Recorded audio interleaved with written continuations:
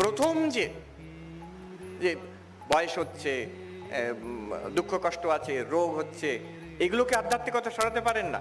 যে কোনো সাধক, সে অবতার পুরুষ হোক, কৃষ্ণ, রাম, বুদ্ধ, রামকৃষ্ণ, যেই হোক, যিশু, তাদের সবাইকার শরীর গেছে একদিন, রোগ হয়েছে, ঠাকুরের ক্যান্সারও হয়েছে।